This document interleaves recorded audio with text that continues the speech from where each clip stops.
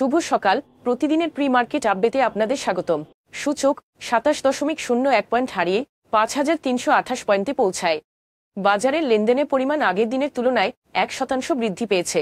6.75% GDP প্রবৃদ্ধির হার এবং বার্ষিক মুদ্রাস্ফীতি প্রায় 6.5% বজায় রাখা লক্ষ্যে সংসদ 2024-25 অর্থবছরের জাতীয় বাজেট সংসদে অনুমোদিত হয়েছে, যার পরিমাণ 7,97,000 কোটি টাকা।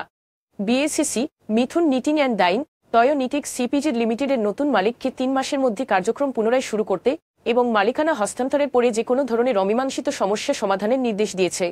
সদ্য সমাপ্ত অর্থবছরে বাংলাদেশের রেমিট্যান্স প্রবাহ 10.66% বেড়েছে, ইতিহাসে দ্বিতীয় সর্বোচ্চ।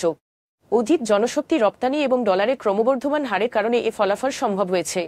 দেশের মুদ্রা বাজারকে শক্তিশালী করতে এবং মুদ্রা ব্যবস্থাপনার উন্নতি লক্ষ্যে আইএমএফ কর্তৃক নির্ধারিত শর্ত অনুযায়ী বাংলাদেশ ব্যাংক থেকে বাণিজ্যিক ব্যাংক ও ফাইন্যান্স কোম্পানিগুলোয় তারল্যের যোগান দেওয়ার রেপো নিলাম অনুষ্ঠান কমিয়ে দেওয়া হয়েছে। তবে ব্যাংক ও ফাইন্যান্স কোম্পানিগুলোকে জরুরি প্রয়োজনে তারল্যের যোগান দিতে আগের মতো এখনও দৈনিক ভিত্তিতে প্রচলিত তাৎক্ষণিক ঋণ সুবিধা ও তাৎক্ষণিক আমানত সুবিধা অব্যাহত থাকবে। এখন এ পর্যন্তই। বিকেলে আবারও আসছি ডেইলি মার্কেট আপডেট নিয়ে। সে পর্যন্ত আমাদের সঙ্গেই থাকুন। ধন্যবাদ।